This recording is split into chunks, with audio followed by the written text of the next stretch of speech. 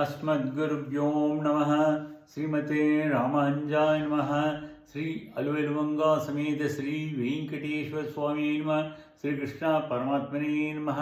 आंडाल शरणं नीलातुंगस्तनिगिरितट सुप्तवद्बोध कृष्णं पारात्यं संश्रुतिशब्दमध्यापयन्ति सोचिष्टायां सन्निगतया भुङ्क्त्वे गोदा तस्यै नम इदमिदमस्तु भूयः। அன்னவயல் புதுவயல் ஆண்டாள் அரங்கற்கு பண்ணது பல்பதியம் இன்னிசையால் பாடி கொடுத்தாள் பாமாலை பூமாலை சுடி கொடுத்தாளை சொல்லு சுடி கொடுத்த சுடிக்கொடியே தொல்பாவை பாடி எழுவ பல்வளாய் நாடி நீ வீங்கடவர் கண்ண విధి என்ற ఎమ్మాత్రం నాది నల్గ. భక్తులందరికీ నేటి 26వ పాశ్రం అనుసంధానికి స్వాగతం.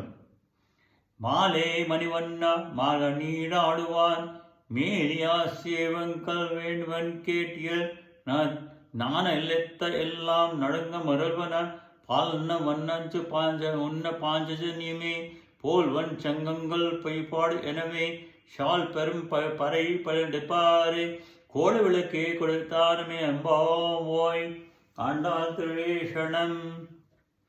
ఆశితుల ఎంత అత్యంత వ్యాముకలవాడా, నీవు దయచేసి విన్నట్టయితే తెలిపెదము. భూమండలం అంతయు కూడా వణకువింత చేసే అంత పెద్ద ధ్వనినిచ్చు పాలవలే స్వచ్ఛమైన తెల్లనైన రంగుల గల నీ యొక్క పాంచజన శంఖములు అనేకములకు కావలేను. మంగళగానములో ఆలపించు గాయకులు కావలేను. ఒక మంగళ దీపము కావలేను. పెద్ద గడధ్వజము కావలేను. విశాలమైన చాందినీను కూడా కావలను. ఇవన్నీ కూడా నీవు ఇవ్వగలవే. లోకములను బొజ్జలో దాల్చి ఒక లేత మరియాకుపై పౌళించ నీకు చేతగాని ఏమున్నది తండ్రి, కరుణించుమా అంటూ ప్రార్థించింది ఆండాళ్ దేవి. భగవంతుని పొందడం మనకెంతో అదృష్టం ఉండటం వల్ల జరుగును. అది మన భాగ్యం అంటారు కొందరు. ఆండాళ్ కాదంటోంది. ఒక జీవుడు తన్ను చేరాడంటే అది తన భాగ్యమని, తన అదృష్టమని భగవంతుడు పొంగిపోతాట. అల్లారు ముద్దుగా పెరిగే ఒక్కగానొక్కే కొడుకు కోపంతో ఇల్లు వదిలి వెళ్ళాడు. తిరిగి చాలా కాకి ఇల్లు చేరాడు. ఇది ఎవరి భాగ్యం క్రింద భావిస్తాము? పిల్లవానికి బాగానే ఉంటాడు, తిరిగి రావటం తమ అదృష్టమని పొంగిపోతారు. అలాగే పరమాత్మ కూడా ఒక జీవుడు తన వైపు తిరిగితే ఉప్పొంగిపోతాడట. ఉపనిషత్తుల విషయాన్ని తెలిపాయి. అదే ఆండాళ్ వివరిస్తోంది. నాకు అన్నీ వాసుదేవుడే, వాసుదేవ సర్వమితి అని వాడు ఒక్కడు కూడా లేడే అని ఆనాడే దుర్లభమైన పోయాడు. ఈ జీవుడు అంటూ బెంగ పెట్టుకుపోయాడు. అలాంటి వాడొక్కవేళ దొరికితే వాని కోసం యోగక్షేమం వహామ్యహం అని స్వయంగా వాని యోగం, ఏ వస్తువులు కొత్తగా సంపాదించాలో అవి క్షేమం లభించిన వాటిని భద్రపడుకోట అనే బాధ్యతలు నా భుజాల మీద మోస్తాను అన్నాడు కృష్ణుడు.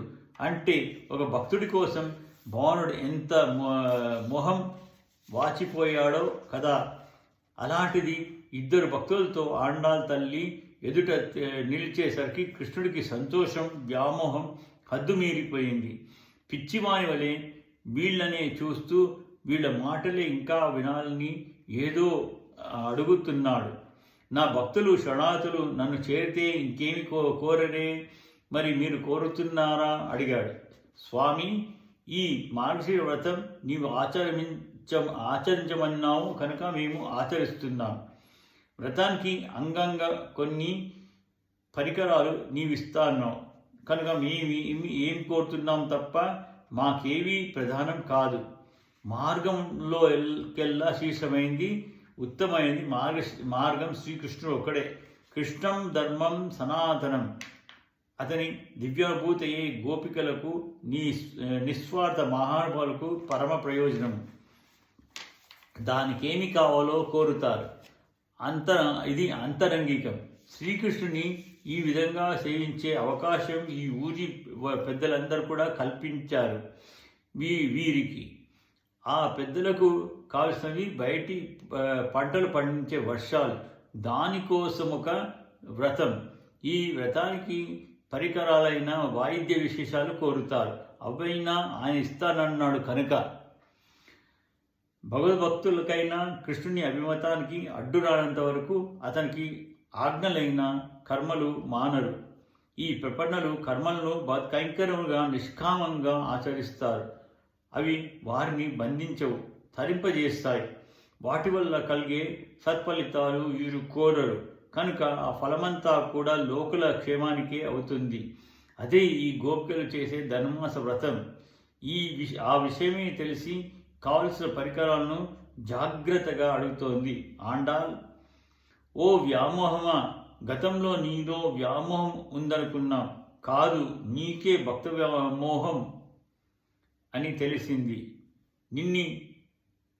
నిన్ను చూచాక మా ప్రేమలే గతంలో గొప్పవని, నీవు స్వతంత్రుడు కనుక చూస్తావో చూడవో అని పొరబడ్డాము. ఇప్పుడు తెలిసింది మాకంటే నీకు మా ప్రేమ అధికమని. నీవు విభువు, నీకుండే ప్రేమ కూడా సాగరం లాంటిది. మేం అణుస్వరూపులం, మా ప్రేమలు నీటి బిందువు లాంటివి. సీత హనుమ ద్వారా సందేశం పంపుతూ 4 రోజులు మాత్రమే ఇక బ్రతుకుతానని చెప్పు అంది. అది విన్న రాముడు, అయ్యో, నేను ఒక క్షణం కూడా ఆమెను వేడి బ్రతకలేనే అంటున్నాడు. ఇది ఆయన వ్యామోహం. శ్రీరాముడు షడాగతులకెంత దుష్టుడైనా రక్షించమని అడిగితే చాలు, రక్షింపజేస్తాడు. షడాగత వత్సలుడనే బిరుదును పొందాడు. అసలు రావణే వస్తే కాపాడదామనుకున్నాడు రాముడు. భీష్ముడు వస్తే పోనీలే, మనకు రావణ్ణి కాపాడే భాగ్యం లేకపోతే మానే, కనీసం వాడి తమ్ముడినైనా కాపాడగలుగుదామని పొంగిపోయాడట. అది ఆయన రక్షణ వ్యామోహం. అలాగే ఇదే కృష్ణాది కంటే సారి మాట. ఎంత అల్పులైన వారిని వెర్రిగా ప్రేమించేస్తాడట. వారి యందు వ్యామోహం పెంచుకొని లొంగిపోతాడని ఆండాల్ బహిర్గతం చేస్తోంది. గోపికల యందుండే వ్యామోహం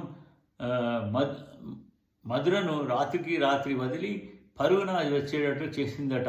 ఆ వ్యామోహమే వీరిని వదలాల్సి వస్తుందనేమోనని బెంగయ్యే రహస్యంగా పెరిగేటట్టు చేసిందట తప్ప కంస భయం కాదు.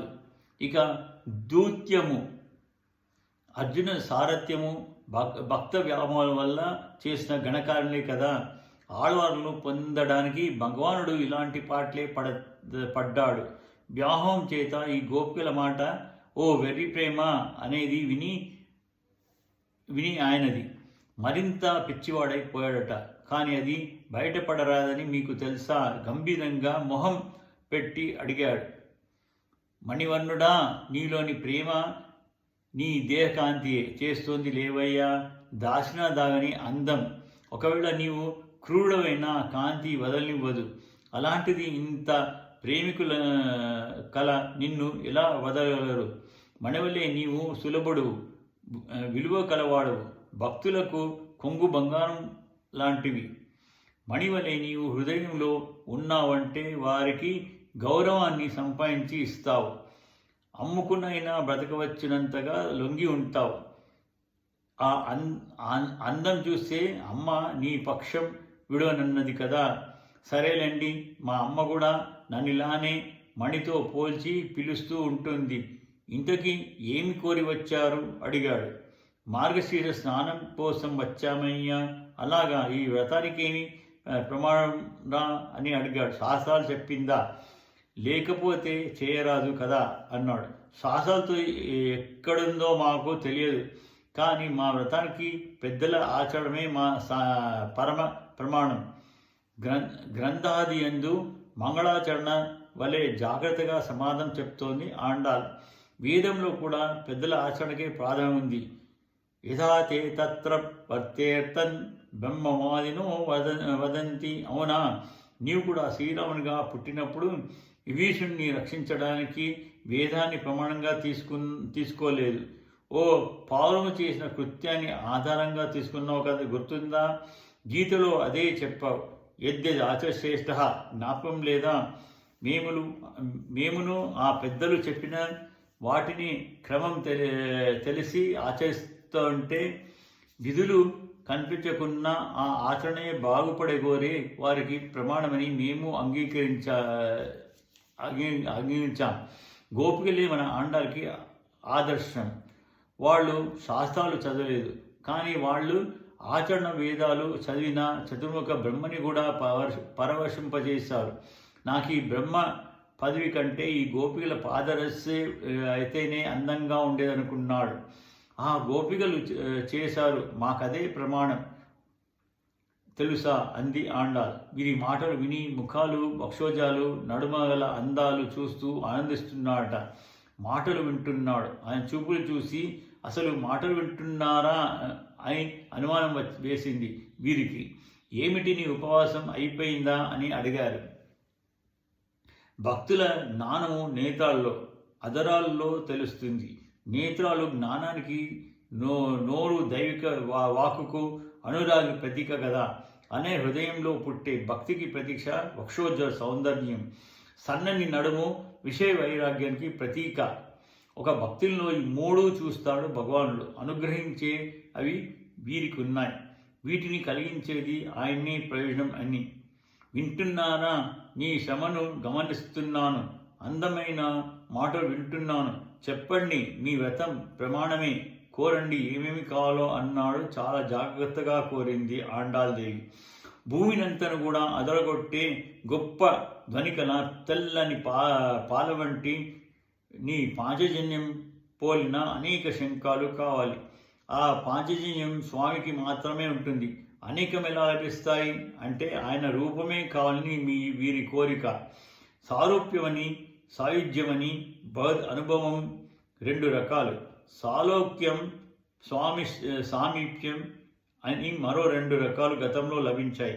ఈ పాఠంలో సమాన రూపాన్ని కోరుతోంది. విన్నాడు స్వామి. సరే సరే చెప్పండి, మీ కోరిక దుర్లభంగా ఉంది అని అన్నీ చెప్పాక చేత కాదు అని చెప్పేద్దామని వింటూ ఉన్నాడు. స్వామి పెద్ద మధ్యభాగం కల చాలా పెద్ద పరై అనే వాయిద్యం కావాలి. ఎంత పెద్ద పొట్ట అయితే అంత పెద్ద ధ్వని వస్తోంది కదా. యాత్ర స్నానం కోసం వెడుతున్నా మేళతాళాలు ఉండాలి అన్నట్టు అడుగుతున్నారు. మంగళం పాడువారు కావాలి. గుత్తి దీపం కావాలి. నీ ధ్వజం వంటి ధ్వజం కావాలి. ధరించిన అలంకారాలు మంచు పడే చెరగకుండా పైన కప్పుగా ఒక చాందిని కావాలి. నీపై వానపడక కాపాడు ఆదిశేషుని కప్పు వంటిది కావాలన్నారు. లోకాలను ధరించే తెల్లని శంఖమే అపౌరుషమైన వేదసారమైన ప్రణవము. దాని అర్థము శరీరంలోని భావదోషాలను గొట్టును. చాలా పెద్ద పరయే నమః అనే త్యాగాన్ని, శుద్ధిని ధ్వనించు పదము. గాయకులు భాగవద్గోష్ఠికి మంగళం పాడువారు ఆళ్వాళ్ళు కావచ్చు. నిత్యమంగళ దీపం లక్ష్మీదేవి. జెండా గర్భని వేద ప్రతిరూపం. చాందిని ఆదిశేషువు. స్వార్థం లేని సేవ. ఈ చిహ్నాలు సారూప్యాన్ని సూచిస్తాయి. అన్నీ విని నా శంఖాలు లాంటివి మరి లేవు, అంచేత ఇవన్నీ వీలవదన్నాడు స్వామి. లోకాల్ని మింగే వటపత్రంలో పరుండి మళ్ళీ అన్ని లోకాలు ఎలా పుట్టించావు? నీకేమి చేత కాదు, అఘటిత ఘటనా సమర్థుడవు. నీ కృప ఉంటే అవుతాయి. ఎలాగో మాకు తెలీదు, కృపయే మాకు ఆధారం అంతే అని ప్రార్థించి 6 వస్తువులు ఇవ్వాలి అని మరీ అడుగుతున్నట్లు అన్నీ కలిగిన నువ్వే రావాలి అని అడుగుతున్నారు. ఆండాల్ తెలియజేయడం. జయ శ్రీమన్నారాయణ.